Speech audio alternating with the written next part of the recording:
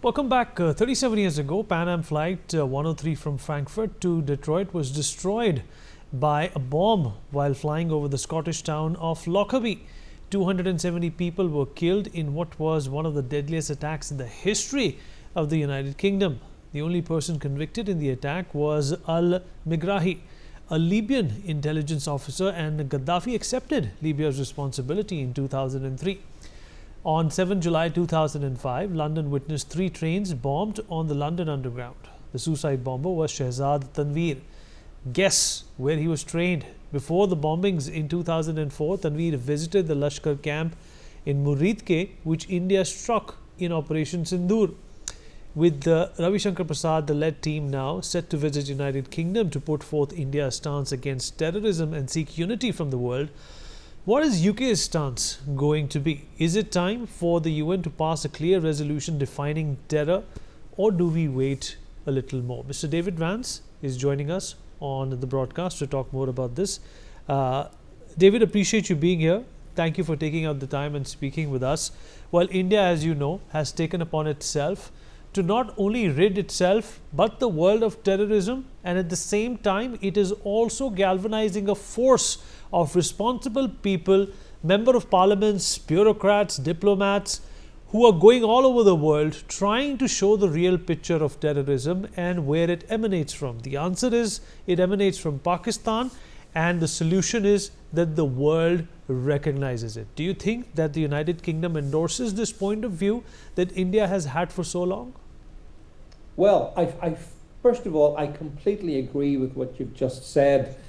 India is doing the world a favor, and this is my whole point, because I see this as a war between civilization and barbarism, and the barbarism is essentially Pakistan incarnate, right? So that being said, the question you ask is, will the UK be sympathetic? I'll be honest with you, and I think the UK government will not be that sympathetic. And the reason for that is that the UK government, sadly, is very much enthralled to the Pakistani diaspora, which is a core part of its voter base.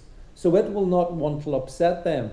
So whilst I think it's important that India travels the world to make the case and to get support, and I completely agree with that, I just fear that the British government under Sir Keir Starmer is probably sympathetic to Pakistan, truth be told. Well, there's been a trade agreement between the United Kingdom and India very recently, and that is of course something which both the countries have welcomed. It's going to make trade, it's going to make people to people connection a lot easier and a lot more amicable. The United Kingdom has never shared this kind of rapport, if I can call it that, with Pakistan. But yet, when you say that the people who live in United Kingdom and are of Pakistani origin are going to be upset, but there are more Indians than Pakistanis in the United Kingdom who might get upset if the United Kingdom does not take a stance against terrorism. Oh yeah, well you're absolutely right.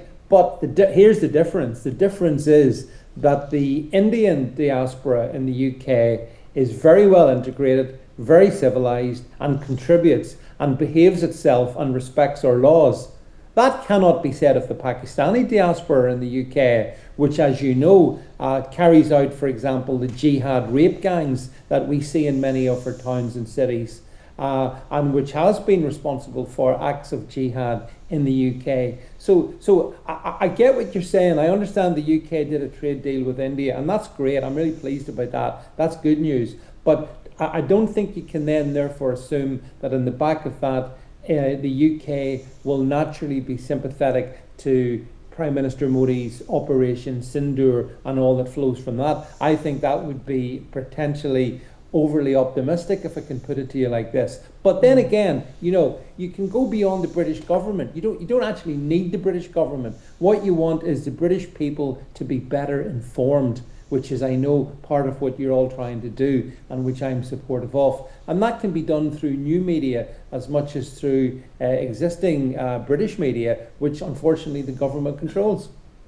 Well, there's also a charge against the Western media, some of the Western countries, that they do not understand the scope and scale of the hostilities between India and Pakistan. If you look at the recent war that concluded between India and Pakistan to a ceasefire, both these countries are nuclear, and yet right immediately after the ceasefire, David, the Western media and the Western countries completely slipped this topic into oblivion, whereas Hamas and Gaza and Israel do feature on front page of Western dailies all the time. Do you think that this conflict and this hostility is neglected?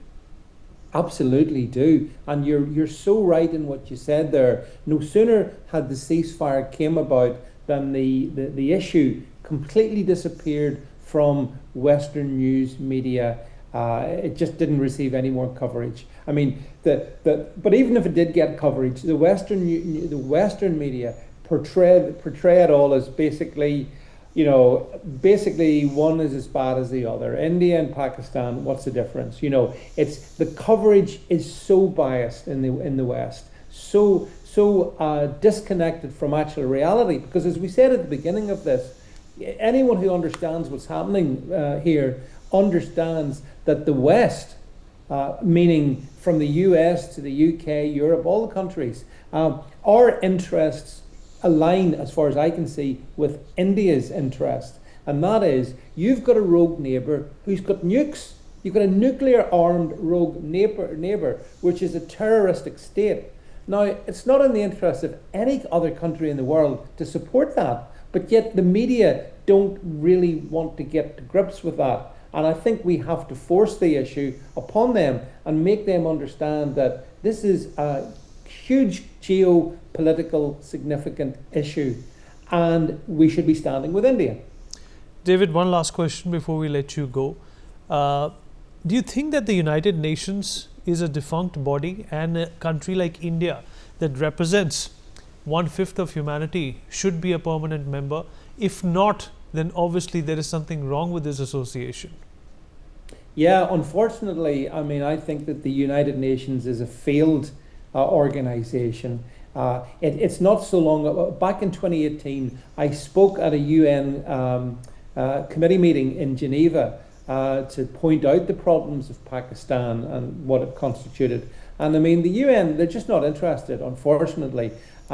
They don't have the moral clarity to understand what the issue is here. And as I say, that issue is that you've got a rogue nation, it's got nuclear nukes, and it needs to be brought to heel. And that can only be done if we all support India.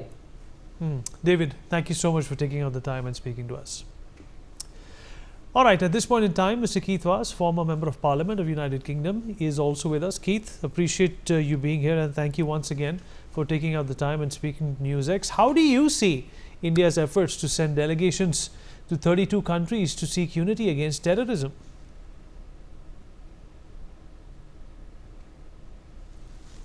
It's a very good idea. It's important that India should be reaching out to countries throughout the world to inform them of what happened recently, but also to get together a grand coalition of those countries that wish to fight terrorism in an effective and in a constructive way. And in a sense, this should have happened before, simply because there is a lot of the world that needs to be contacted and a lot of discussions that need to take place. And I think the fact that Indian delegations are going abroad is to be welcomed warmly. Their interaction with other politicians is important, and I hope very much it will be constructive as far as the dialogue is concerned. But it's very important and very useful initiative. Well, the camps India hit in Muridke was the same place that trained the London 2005 bomber. Why shouldn't the UK thank India for ensuring justice to the 52 people who were killed in these attacks?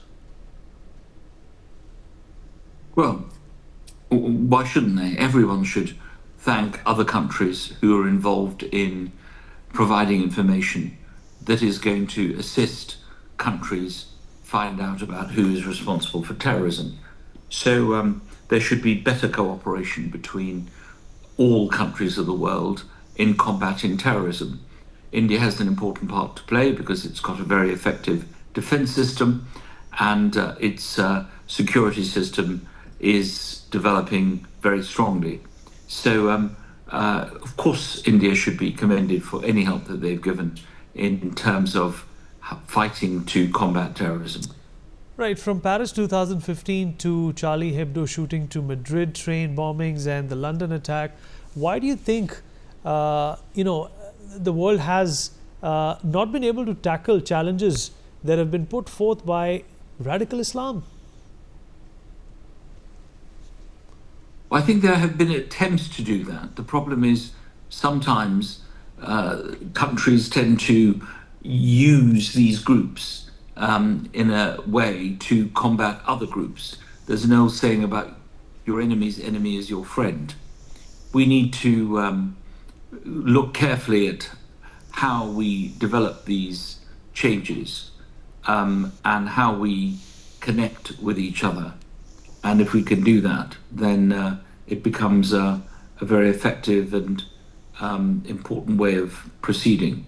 So I think that the crucial argument is always be on your guard, always be aware that there are groups that are always going to resort to violence and terrorism in order to achieve their ends. And that's what we've seen in the past. Violence is not a new thing. It's been with us for as long as this earth has been revolving around the sun. It's how you combat it and how you make sure that you work with colleagues to... Well, India has been piloting a UN resolution to define terrorism. Do you think that it's time to then do that in order to tackle the renewed threats and challenges that come about? No, I mean, I think definitions are fine. The UN has proved itself to be a completely ineffective organization about dealing with these changes that are occurring, a more violent, more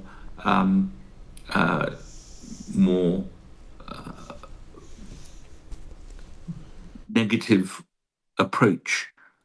So I think it's really important that we take it beyond words and make it much, much more practical. India will have to realize, especially after what it's seen in recent weeks, with the arrival of the Trump administration and foreign policy going in different directions, that it can only rely in the end on itself. It can only share information with countries that don't pose a threat to it. And it needs to develop its own capabilities about dealing with terrorism. What we're seeing with the visit of the delegations is a very important reach out to other democracies and other countries. But India has to do its own thing because you cannot rely on anyone else in this world. You never know who's around the corner trying to betray you. Well, India also wants a united front against states sponsoring proxies and terrorism. Do you think UN can and needs to officially identify these states? Of course it can, but the UN operates on the basis of consensus. So there are going to be countries at the UN who are supporting these organizations. So you have to be very careful. I think that the best way to do it is bilaterally. The best way to do it is to make sure that you know who your friends are, to share information with them, and then proceed on that basis. The common enemy is those who want to undermine democracy all over the world. That's the common enemy. Keith, how do we make the FATF responses against terror funding states a lot more potent and strong?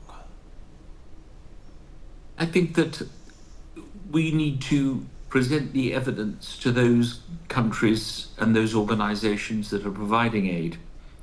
And if they are clear examples of this, we need to make sure that it's dealt with practically.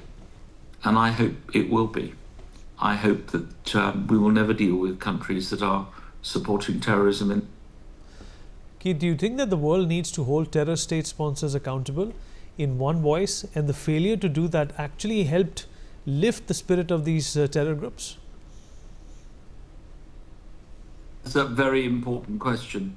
You're right. I think the failure to act in a very, very strong and effective way, I think that is a problem that needs to be addressed. Well, if the Pakistan defense minister accepts in interviews that they have harbored terrorists, why can't Pakistan be pulled up for being a state sponsor to terrorism? Well, that is a matter for India to make that case and present its evidence at the UN. Unfortunately, India does not have a seat at the Security Council, and it should have. India should be represented at the highest levels of international democracy. An attack on the democracy of India is an attack on the democracy of every other country in the world that believes in democratic values. Nobody should think that there is an even playing field where terrorism is concerned. You need to be very, very strong in calling it out and dealing with it. And at the moment, I'm afraid the Security Council of the UN is not doing that. It's just sadly failed to do the job that it was supposed to do. It needs to be modernized. It needs to be changed. We need new countries on there, like Brazil and India. You know, it's still remarkable to me, as a former minister in the British government, that India is actually still not on the Security Council. I can't believe this. Well, do you think democratic nations like India and the United Kingdom can see better collaboration on security and terror? And how do we make sure that happens? Seven mechanism. You'll see that the G7 has a particular section just dealing with counterterrorism and violent extremism.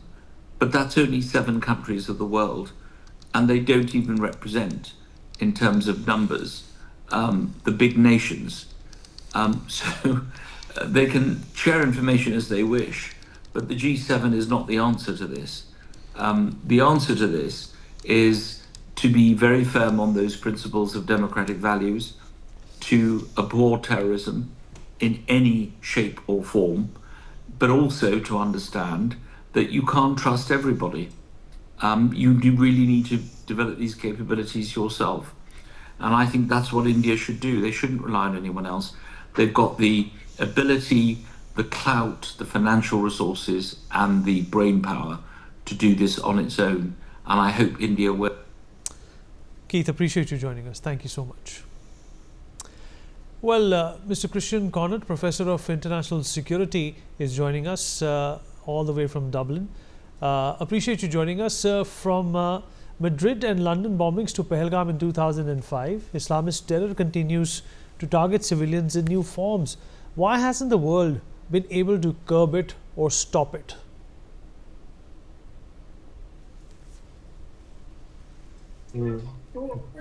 That's a very good question. It's a very broad question as well.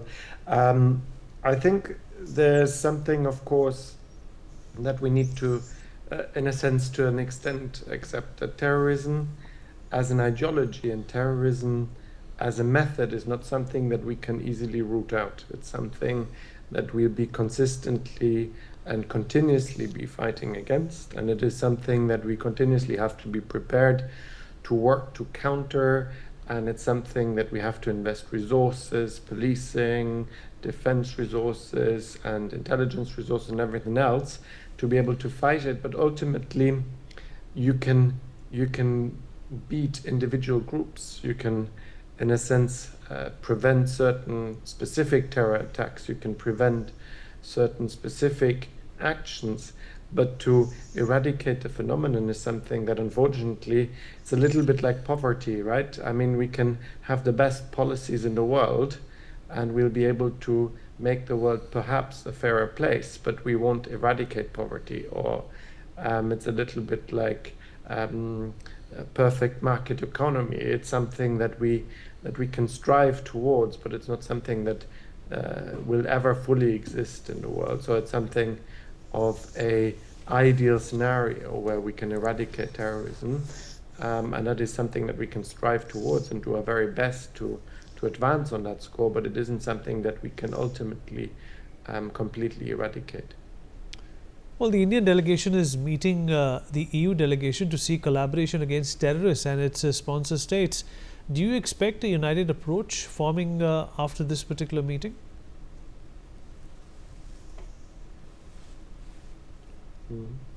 I think you're right. You're pointing really at a fundamental problem that is, of course, a lot of terrorist groups tend to be state-sponsored. If you go back in history, you will find that a lot of groups are state-sponsored to a certain extent. In Europe, we've had our fair share of those state-sponsored groups, like in West Germany, the Baader-Meinhof group, and in Italy, the Red Brigades, and so on. So this has existed, and as you rightly point out, it's continuously evolving.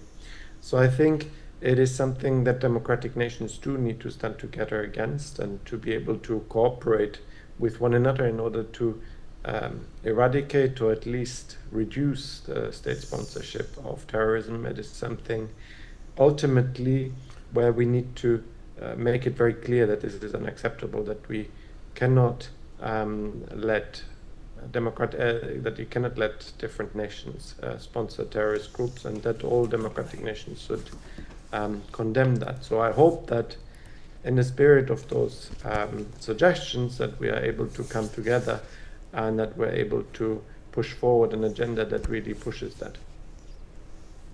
Well, India has been piloting a UN resolution to define terrorism. Do you think that it is about time to do that? We need to do that in order to tackle renewed threats and challenges which come by terrorism.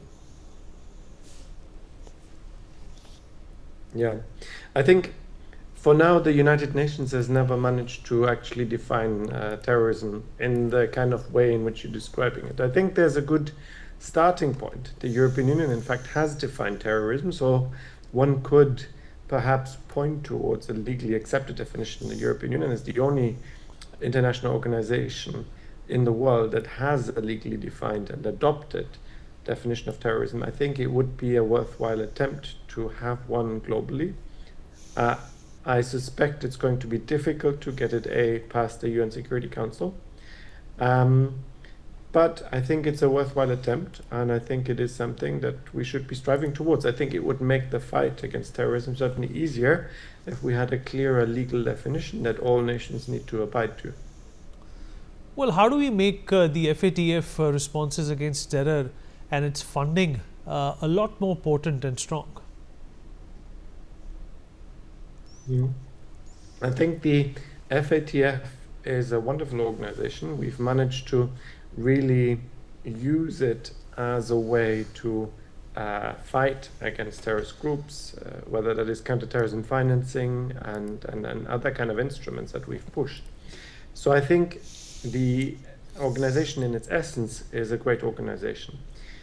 The way to make it stronger is to realize the underlying legal framework that it is, in a sense, subjected towards, which is ultimately an intergovernmental framework that nations are then able to either sometimes ignore. There needs to be a lot of moral pressure from other actors, certain normative pressures. The European Union in particular has been pushing very hard to push FATF conclusions much more strongly. But I think in order to make that legally stronger, you need to give it a stronger legal footing that ultimately can be enforced in national courts. I think that is how you're going to make the recommendations ultimately, because they're making recommendations.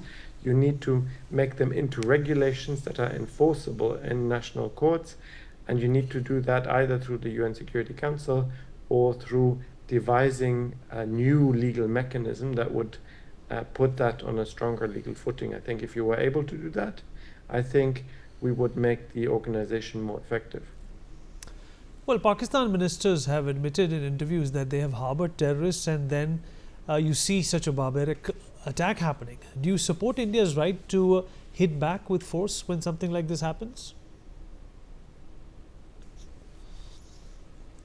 I think it is very clear that terror attacks need to be repelled, and I think as such it is very clear that those who've been attacked have a right to repel them, and it's very clear that they have a right to also make it clear that such a behavior is unacceptable and therefore are able to counterattack. I think that is very clear. I think under the UN Charter, every nation that's been attacked has a right to retaliate. So I think that is crystal clear, and terrorism is not something that should be tolerated under any circumstances. So I think it is very clear that India in these circumstances has a right of self-defense, and self-defense also then implies to come after the terrorists where they go. All right. Appreciate you joining us. Thank you so much for those insights. Well, on that note, we take a short break. Be right back.